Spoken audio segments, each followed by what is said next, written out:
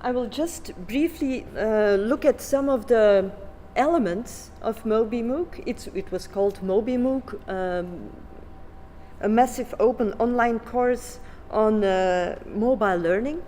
And with massive open online course, it wasn't that massive at the time. We thought of it as being massive because it was more than just like a couple of people in a classroom. So because it was online, fully online, it felt like massive because there were like 800, 900 learners joining, and everyone at the time was quite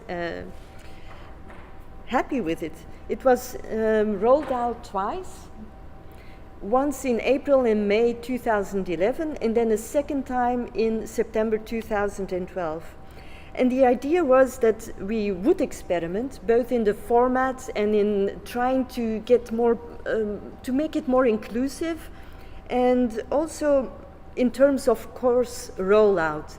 Now, I will also mention some of the failures of experimentation, just to give you, because I think that's always nice to share, because we all fail, but seldom do we share our failures. And in reference to the choices we made, I am obviously not an English native speaker. English was my my fourth language, because first my mother tongue is Flemish, and then I learned German, and then I learned French, and then I learned English. So it isn't quite that easy to speak in English, but I can manage most of the time in basic conversation. And so when I wanted to do this MobiMOOC, I was considering the option of using multiple languages. And in some way, a couple of Spanish people participating in the first MOOC did join up and talk about their own mobile learning project in Spanish, but basically English was the main language. Now, why did I was the organizer, so I took the initiative of building this mobile learning MOOC. And why? Because I was completely interested in mobile learning. I really wanted to do something with it. But as a non-academic at the time, I was seeing that there was a lot of mobile learning material out there, but it wasn't always freely available. So I thought, let's bring everybody together, like the idealists who want to share open educational resources on mobile learning, and let's just do it. I was at the time, although I wasn't an academic, I was in a network of mobile learning researchers, practitioners at the time, and involved with some mobile programming, some like iPhone for Moodle and some HTML programming for mobile. So I did feel that I had the background to provide some sort of course that would make sense. And because I was involved in the first MOOC, which was just an open online course, and suddenly someone said, yeah, let's call it a MOOC. Oh yes, yay! And hence the term was born. Because I was involved in that one, I thought this is a good format to try out myself and experiment with. So there were a couple of reasons. Now, in terms of who did the mobile learning MOOC, so I was the organizer in both cases. In total, there were 1,250 registered learners. There were 17 facilitators, all volunteers. I was also a volunteer because my institute didn't want to invest anything in a MOOC, so I did it, well, partly in my working time, but most of the time outside of my working hours. The 2 courses took 9 weeks with 14 mobile learning topics. Now, interestingly enough, each mobile learning topic took 1 week. So how do you manage to have 14 topics in 9 weeks? I will tell you soon. That was one of the interesting experiments that didn't really take off. And we have 109 memorable participants. That meant really active learners. So those who were prolifically or moderately active, but for at least 4 of the course topics. And it was completely organized online, both the preparations, so linking to the facilitators as well as the course itself. Up till this day, although it's 8 years ago from the first rollout, I haven't met all the facilitators in real life yet. So there is this basis of trust which really happened and which really feels like a complete, real, authentic trust in between all of these people, yet there was no physical connection. So, because, well, I still wonder why this is, why it works with some people and not with others. As Marwa said, in your case, you connect physically and then you build this trust, and here there was no possibility of connecting physically. One of my idealistic ideas when starting of taking the initiative of MobiMOOC was to connect with everybody on the planet. I'm this type of person. I think, come on, we can connect. Let's do it. Let's build something. And when I saw the actual connectivity, this was learning analytics or the analytics, because it wasn't really very consciously, but the analytics of YouTube coming back to us.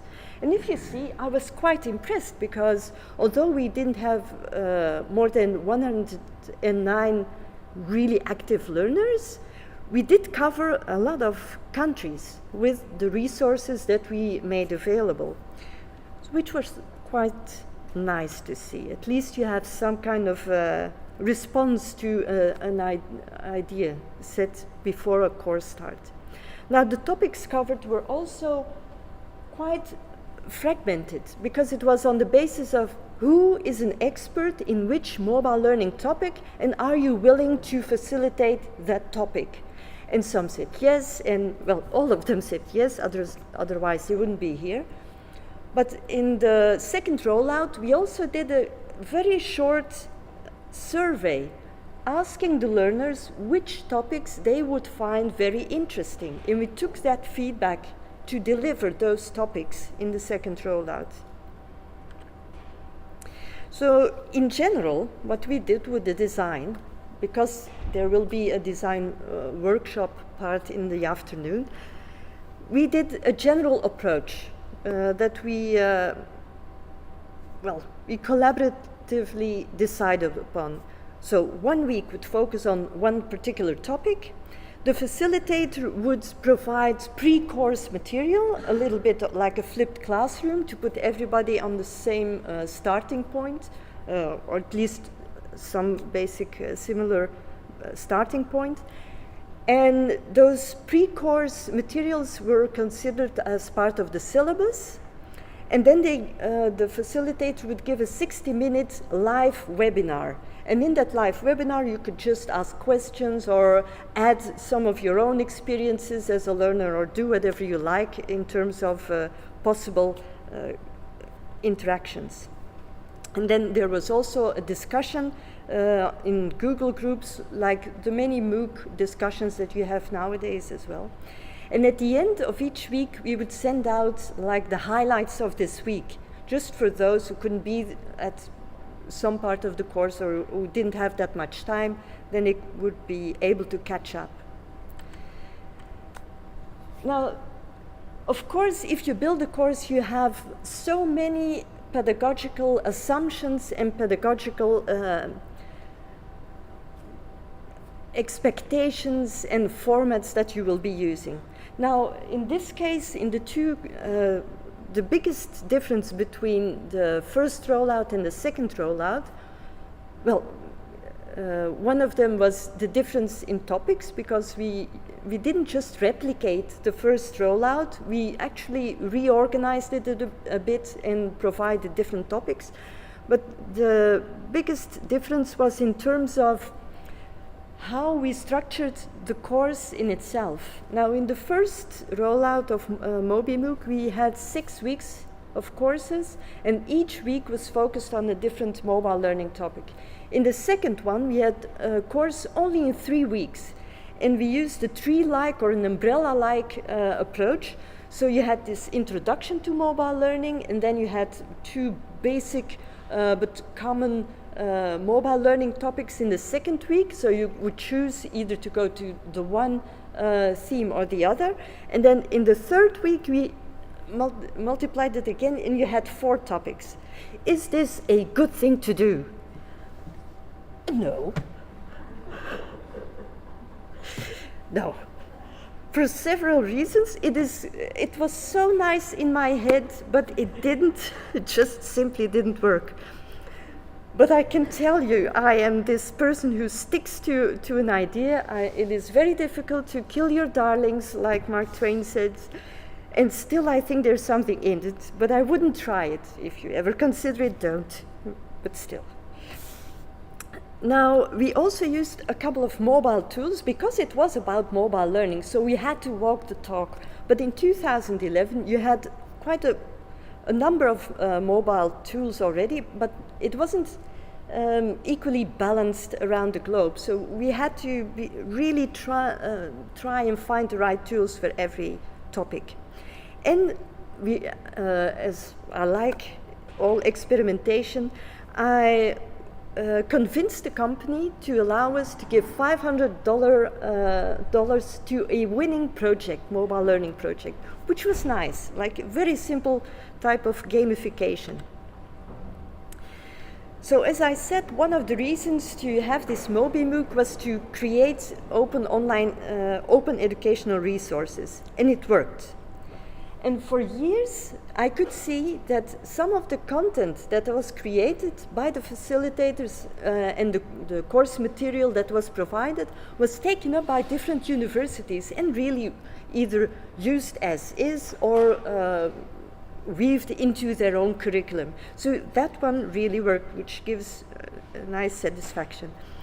We weren't always referenced, because one of the European projects that I saw, I needed to review on the European mobile learning project, and all of a sudden I think this podcast seems to be so familiar, and so I was thinking, and then I thought, but these are like my words, and I put the words in Google search, and my own blog post came up. So one of the producers of content of that European project had the bright idea of just taking blog posts and putting them in an audio machine to get podcasts. But okay, that thing happens, but that's unexpected. But at this point in time, the YouTube videos are still available as open educational resources, and you can see John amongst them. So all the facilitators had these webinars, they were all recorded, and they can still be used for mobile learning purposes. So this pedagogical choice that you make is, of course, coming from the cultural background or your own, well, it has a lot of prior history connected to it. But the motivation I had to use specific pedagogies was because I wanted to really have the learners connect to the facilitators. I think that was an important part, because it would, in my opinion, lower the barrier between those who want to learn, and it will also enable facilitators to really learn. The practitioners could learn from the complete experience as well. And then I also added some badges that didn't work well, because at the time the technology was really difficult, so it was done manually and not automatically, and now it's automatically done. And we also offered signed by all facilitators certificates, so it was really like an official degree that you would get if you completed the course and took 4 mobile learning topics. In terms of personalization, I wanted to give some personalized, at least a feeling of personalization to the learner. So that's why I came up with, you can choose which mobile learning topics you want to have. You can choose it through a survey. Of course, that wasn't a carte blanche. It wasn't fully open, but still there was some choices to be made. And I put in a personal mobile learning template so that if someone wanted to do a personal project, they could do that as they went along in the course, which I think is really useful, because then if you keep it open enough, you bring the course much closer to the learner. And then, of course, one of the other options of personalization was this tree-like, umbrella-like, splitting up the mobile learning topics. Success, no, not at all. Gathering the community was also at the core of this MobiMOOC. All of us were volunteers. Nobody got paid. But all of us, except one person, all of us had a job. So in that sphere, we did have indirect fees. Now, per week, you had different facilitators, which meant that they had to prepare all of their material in advance of the course, and that which meant there was a lot of mobile learning content really gathered in one space, which made it interesting for all of us, including the facilitators. And what I tried to do is get facilitators from different corners of the world, which meant I just looked in my pool of the people I knew, because it was quite a commitment. If they said yes, it would be like a commitment of a month, preparing the material, sharing it, and then following up their week. So it was quite a community interest. And then we gathered learners by word of mouth. Now, looking back, this meant that there were more people joining with a really mobile learning intention of using it for their own professional or personal development. So I think that had an effect on the interactions that actually happened in the course.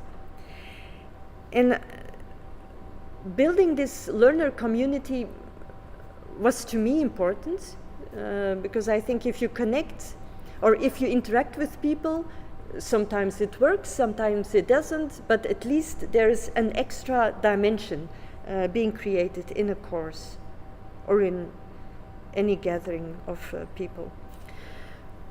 So did this intention of this idea of personalizing the course in such a way that every learner could work on a mobile learning project, did it work? Well, it actually did, because in the survey afterwards, so all of these, the MobiMOOCs had a lot of research behind it. I mean, we took a lot of data from it. It wasn't research at first, but it became research data after the two rollouts. And so we saw that 90% actually used what they saw in the course, which to me sounds like a massive amount of people who actually found it useful. I'm not sure that every course is that useful, but that could be because I'm a very bad student, really terrible student. I seldom can keep my mind in focus for a whole course. So 90%, that really struck me as a success. And then afterwards, so we did a follow-up survey, I think 9 or 12 months later, and we saw that 42.5%, 40% actually used something afterwards for their own projects. So just imagine the impact of a course. And then we also found out that 77% used their mobiles to access the course. So the walk, the talk really amounted to something. But getting the course together was still very chaotic, which could be based on the chaos of the organizer, which is me, because a lot of the facilitators were really well structured. I learned a lot from them. But it was important to get everybody on the same course working together and to create an overall schedule. So again, it was bringing people together, talking about who would do what, when, how, and to learn which format would work, because there were no MOOC platforms. It was just something you did based on some experiences we heard from, or some of the MOOCs we joined at that point, but all of these MOOCs were chaotic MOOCs. And we choose the tools based on trial and error. So there were a lot of tools I tried before, like the forums, trying to get the discussions going. I remember setting up a specific tool, which is, I think it was B&B tool or something, and I put it on the server, tried it out, everything looked great, and like 3 days before the course starts, I saw that everybody registering in that platform, in that forum, got spam mail you wouldn't believe. So I needed to take it out and use a different tool. And that was the case for a lot of these tools. It's very important to try them out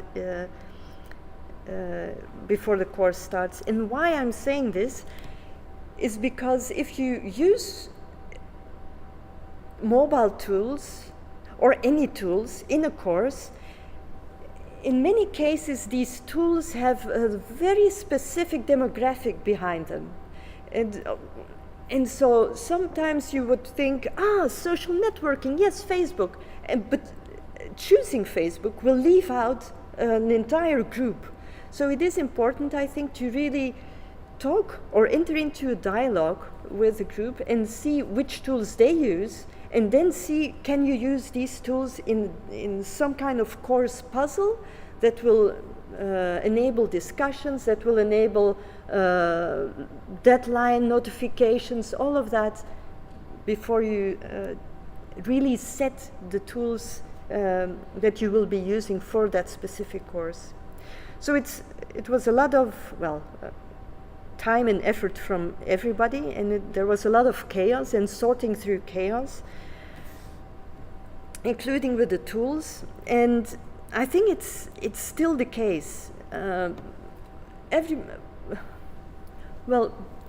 of the downsides of the MOOCs that we see today, linked to the major MOOC platforms, is they push the learner to use that specific structure. And sometimes they even don't allow to use tools outside of the platform. Some of them do, some of them don't. And so there is a whole back channel which you could add to a course, like Agnes referred to, in the informal learning that you can do with mobile devices. There are a lot of tools you can use, but if you don't use them, if you don't connect to the informal learning that each of the learners does in their own time, you neglect this part and you risk not bringing the course content or the course intention close to the hearts of the learner. I feel that what you use in your mobile phone is personal, and your choice is personal, and you have your reasons to use that, including your informal learning reasons to use those tools. So I think it's important, if you come up with a course, that you really, I still try and find out which tools would be most appropriate for a number of reasons. So I'm just listing some of the actual tools that we used. It isn't that different from nowadays, actually. But I will go through them because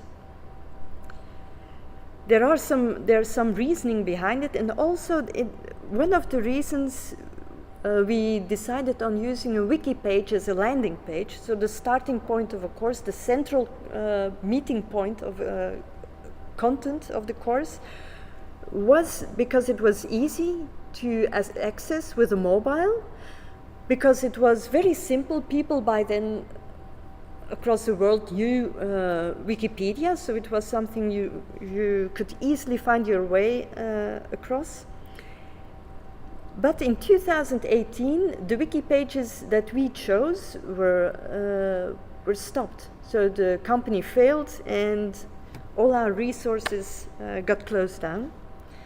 Now, the mobile YouTube MOOCs are still available, so there are still open educational resources which can be used. SlideShare is still on, and when we first started using it in 2011, it wasn't mobile. By 2012, it could be seen or used on mobile devices.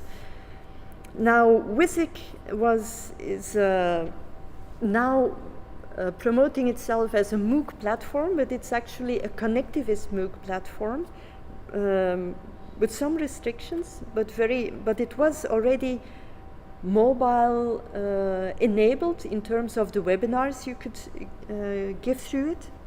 And then Google Groups was mobile. Twitter, still mobile. Google Drive for documents, we used for the template so that everybody, why did we use Google Drive? Because everybody was able to edit those documents, which I think is, well, it's a decision you make. Paperly was used to give updates, like Paperly is a sort of online newspaper. So to connect all the blog posts that people were writing during their MobiMOOC experience. And then I also made a Facebook community, but actually that was underused. That wasn't really very active. So looking at the technology, we tested various tools, and we also tried to find the companies to be willing, well, to pick up some interest in the MobiMOOC that we did. And this is actually the landing page. So welcome to MobiMOOC was the first introduction to the course. And we added learning actions that people could take. We also added some information on the course itself, of course, but also on how you could best interact with each other, because MOOCs weren't as standardized, and everybody was still looking for guidelines in terms of learning and connecting with each other. And so everything was on this page. Now, if you take what we had there, so remember all the tools and this landing page, and everything is decentralized because it's just an assembly of tools, and you compare it with the current mainstream MOOCs, there is some of it some of it got lost along the way, some of the interesting spaces. But at the same time, in terms of scaling, in terms of structure and clear learning paths, we gained a lot. But it depends what you find most interesting. So MobiMOOC was a MOOC that was very organic, which means it was not that structured, and some learners really struggled to connect all the dots together. But there was a very strong connection between the facilitators and the learners. And I'm currently working for a non-academic company which is investing a lot in education, and the actual connection between facilitators and learners is where the people really pay for. If I make now a workshop of 3 days, connecting an expert with learners, each learner will pay us 3,500 euros for those 3 days, which is basically amazing. I would have never known that MobiMOOC would be somehow popping up as a business model later on in life. I don't say I agree with this transition towards financial profit using this model, but it is actually happening, and it's happening outside of academia. So another thing is because it was chaotic, and it was sometimes developing learning and content as we went along, it was much more tailored to the different learners as well, which made it more useful, the content. And this was emphasized with the project template as well. So the project template said, what do you want to do with your mobile learning project, or what would you like to see happening? And how would you go about, what would be the design of your mobile learning project? Who would you attract? Who would, if you would use content, which content would it be and why? So it was a very basic template, and the link to the template is in the slides. And which made it more impactful for the learners. So it was a community, and from that community people learned because they also shared their mobile learning projects among themselves, reviewing them themselves as well as the facilitators. So it was, in short, like a do-it-yourself punk approach. We are going to do this course, and yes, come on friends, let's join hands and launch it. And I think it really worked well. And it resulted in open educational resources. So there was a definite advantage, a surplus. Now, there were a lot of surpluses, but there are a lot of things that didn't work, like the using of the online discussion forums, which led to spam at first, and so it was again and again and again different iterations to come to Google Groups with multiple spam filters on it, and then it really worked well. Another thing was the tree-like course approach. It didn't really work well because I will tell you why it didn't work well. Because we didn't have that many learners, there were only a couple of learners for each mobile learning topic, which meant that there wasn't a lot of conversations going on, and there was a lot less experience being shared. And at the same time, those learners who had a broad interest in mobile learning felt lost because they couldn't cram the content of 4 weeks of 4 mobile learning topics just in 1 week. So it was a double loss at least. But we set off the MobiMOOC course with the intention to be fully mobile, but at that time it didn't work. Now it would probably work. But still, you would need to try out all of the tools. Well, I'm not sure. Agnes, FutureLearn. Are there any, do you know if any learners follow the course only on a mobile device? No, I don't know. But when you say mobile device, what do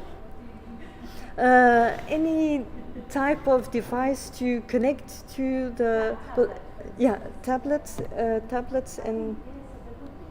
Ah. Yeah. Yeah, because there is this thing about using, making the content available on mobile devices, and at the same time using the affordances of the mobile devices to create or enable content.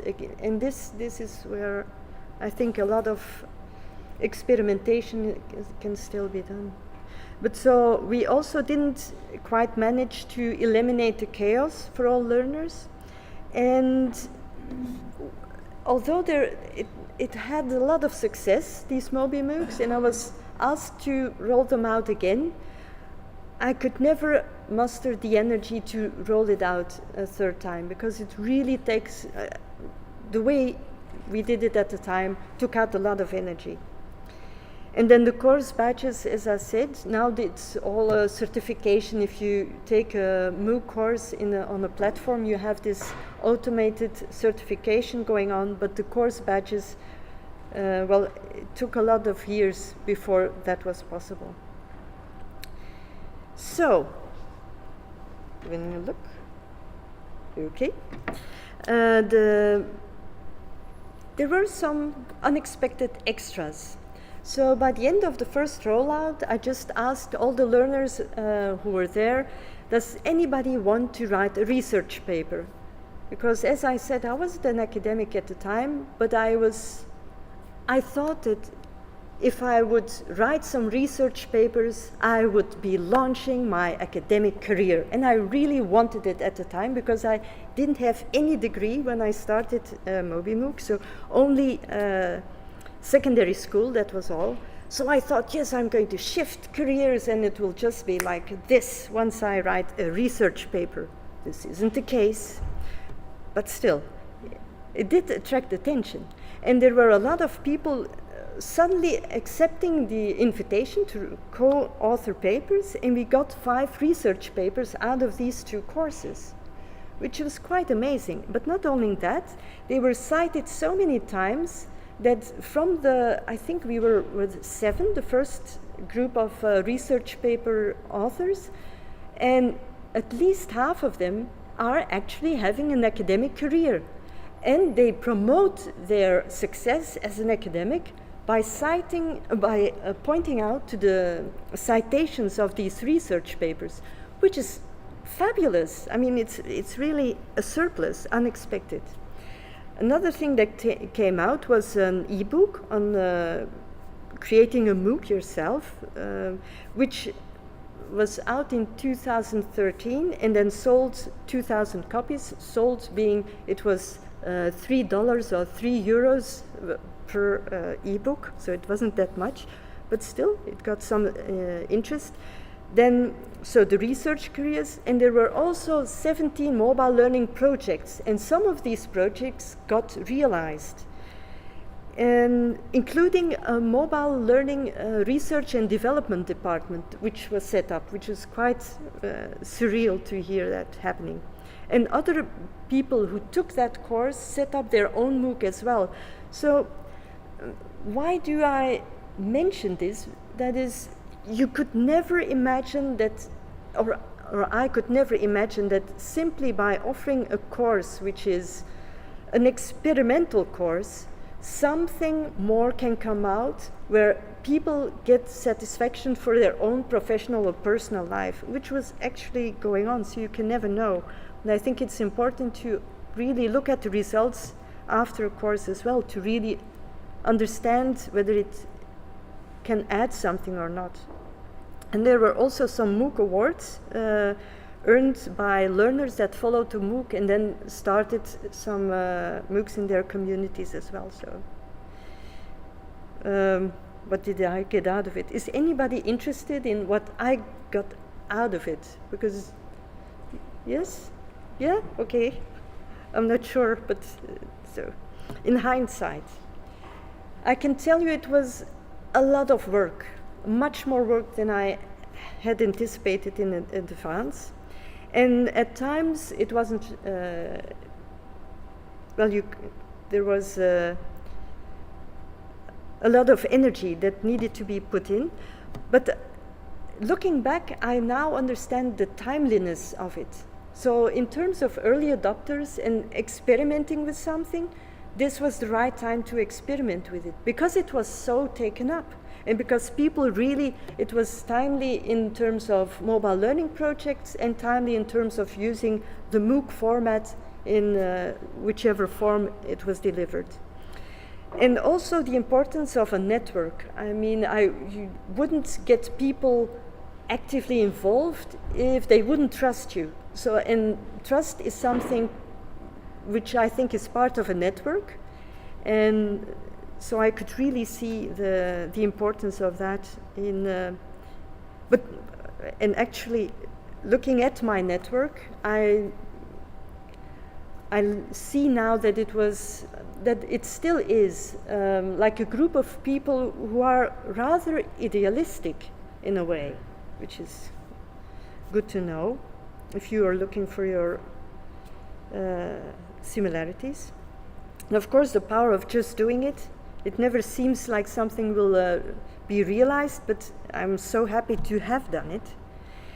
And even if the odds are against you, the odds also, I never in my life got a project, yes, let's do it, Inge. I never got it. I always get a no, and then I do it, and then afterwards, at best, I get some money for it. I'm not sure, is anybody have that? Who is in the same boat? So you say, can I do this project? no, you can't, but you do it anyway, and then they turn around. Is there someone doubting? Some? Yes? Would be interesting. And then if looking at the MOOC evolution, I think if you make a MOOC, or if you experiment with something, and then you look at the structure, at the norm that is coming out, that is emerging from all of these experimentations, I think it's really interesting because you learn a lot from it, and you realize that there's always going to be a loss for a gain that you have. So I feel there's a loss of creativity in terms of pedagogical approaches, but there is definitely a gain in scaling, a gain in structure in the current MOOC courses. So I would do it again, definitely. And that's it. So thank you for your attention, and to Moonlight as well, of course.